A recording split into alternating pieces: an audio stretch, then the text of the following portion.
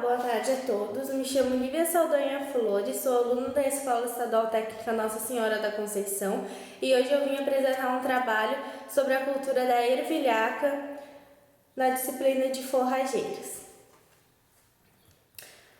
Bom, tem por abordagem esse trabalho mostrar fases e necessidades no geral da cultura da ervilhaca. O objetivo desse trabalho é abranger todos os tópicos propostos para a realização desse trabalho, explicando todos eles, com clareza e dicção para melhor entendimento do público. O objetivo específico é pesquisar falar sobre todos esses tópicos. As principais características da forrageira, a população de plantas por hectare e o desenvolvimento, a recomendação meteorológica, a exigência hídrica, a exigência nutricional, o tipo de crescimento, as operações necessárias para todo o seu cultivo e exemplificar os cálculos e suas respectivas regulagens. Então, eu vou falar sobre todos esses tópicos para vocês e nós vamos discutir isso. Vamos lá.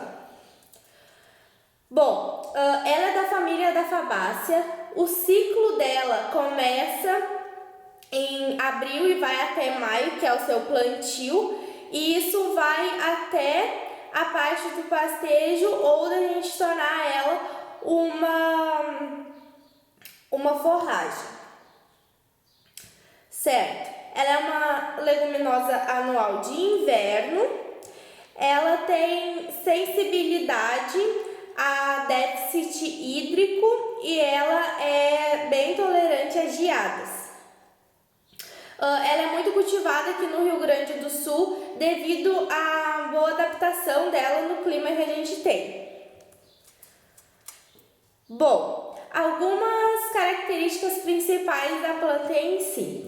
As raízes elas são profundas e ramificadas, o caule é fino, flexível e trepador.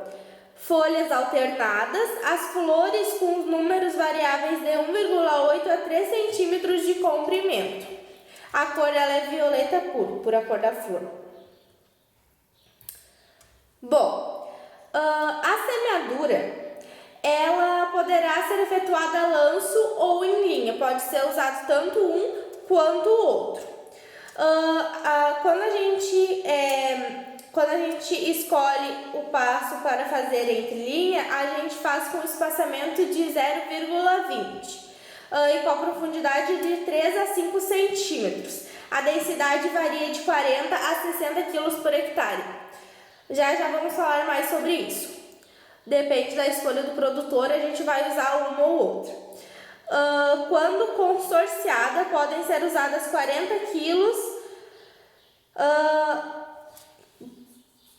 E o peso de 1000 sementes varia de 30 a 57 gramas. Bom, então, quando consorciada, Lívia, mas o que a gente está falando? É o seguinte, a gente pode tanto colocar essa cultura sozinha, plantar apenas ela, ou a gente pode também consorciar, que é o manejo consorciado que a gente fala. A gente vai misturar ela com outras culturas. Então, por que eu coloquei aqui de 40 a 60 ou quando consorciada 40?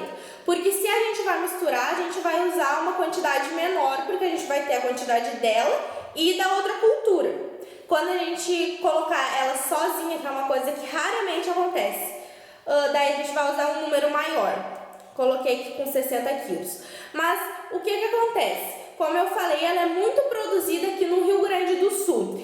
E pouquíssimos produtores, digamos que a minoria, eles não usam ela sozinha, essa cultura sozinha. Eles sempre fazem esse consórcio. Bom, a recomendação meteorológica. O clima, a sensibilidade, a resistência, solo argiloso e fértil, tolerância. Bom, ela gosta do clima tropical. Ela tem sensibilidade, como eu falei, ela falta de chuvas, falta de água, a umidade também. Ela tem resistência a geada, como eu já havia falado. Ela produz melhor em solo argiloso e fértil e ela tem tolerância a a geada.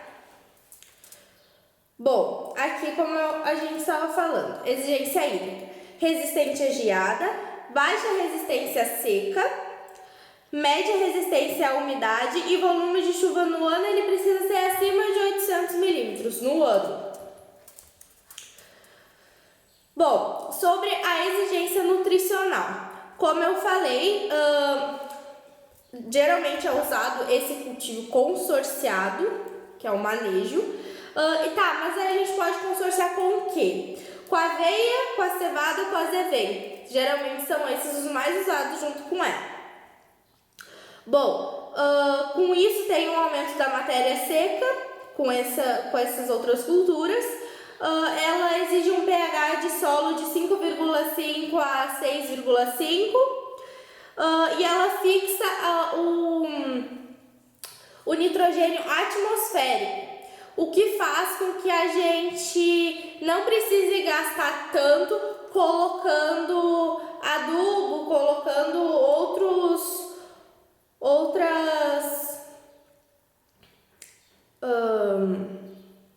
tipos de adubação nessa cultura. Ela faz simbiose com as bactérias. Bom, vamos lá. O tipo de crescimento dela, ela é uma trepadeira, o crescimento ereto. Então, como acontece?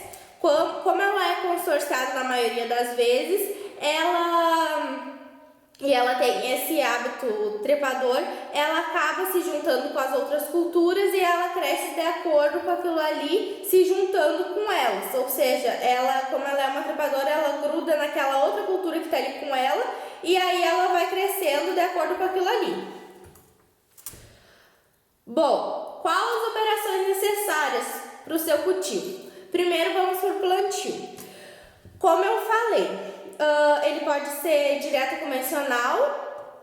A gente vai usar a plantadeira para a gente fazer esse plantio, pode ser tanto a lanço ou em linha. Bom, para a gente fazer isso, a gente tem que fazer no solo a correção da acidez. E no primeiro manejo tem que ser dentro de 90 dias. O primeiro pastoreio dentro de 45 dias e a altura do corte quando tiver 30 centímetros. Bom, o que a gente vai usar depois? A gente vai dessecar essa cultura, certo? Usando um herbicida pré-emergente seletivo. A gente vai usar o pulverizador para isso. E uns 15 dias antes da semeadura. A gente vai usar da semeadura da outra cultura, no caso, a gente vai usar esse pré-emergente. Bom, sobre os cálculos, vamos lá. Aqui usamos os cálculos de regulagem da semeadura para adubador. Eu usei 40 kg por hectare no espaçamento entre linhas de 20 centímetros, como eu já havia comentado ali no outro slide. Então, eu usei os 10.000 metros quadrados, dividido pelos 20 centímetros do espaçamento entre as linhas, que deu 500 linhas em 1 hectare. Depois, nós pegamos os 40 desses 40 quilos vezes os 1.000, que dá 40.000 gramas. Depois dos 40.000 gramas, a gente divide pelas 500 linhas, pelo resultado daqui, que dá 80 gramas. Essas 80 gramas são coletadas em 100 metros. Depois, o cálculo de regulagens da semeadora adubadora. Bom, usei 75 kg de adubo por hectare. Por quê? Como eu falei, essa quantidade pequena é devido a não precisar, porque como ela consegue captar esse nitrogênio atmosférico, como a gente estava falando, acontece que a gente não precisa colocar um baita investimento em cima dessa cultura, certo? Investindo nessa parte de adubação. Porque ela já é bem usada devido a essa economia dela não precisar da quantidade de adubação elevada, assim como outras culturas precisam, correto? Então eu usei como base 70 quilos de adubo por hectare, para a gente conseguir fazer esse cálculo. como a gente já havia falado ali, 500 linhas em 1 hectare, no outro cálculo que a gente havia efetuado. Aí eu usei 75 quilos vezes 1.000, que deu 75.000 gramas, depois os 75.000 dividido por 500, que são as linhas, que deu totalizando 150 gramas e 100 metros. Bom, aqui estão as minhas referências. Eu usei referências de página, eu usei páginas confiáveis para fazer esse trabalho, lendo artigos e vendo vídeos da internet. Obrigada pela atenção. Meu telefone para contato 80129789, minha rede social coloquei como disponibilidade o Facebook e o e-mail que eu utilizei o meu Gmail para qualquer tipo de contato comigo. Vale lembrar, como eu falei, ela é uma cultura de extrema importância. Ela valoriza também as abelhas devido ao florescimento dela, como eu falei, aquelas flores enormes. Ela acaba que a gente consegue equilibrar essa parte também. Devido a essa cultura, a gente consegue manter as abelhas dentro da agricultura ainda.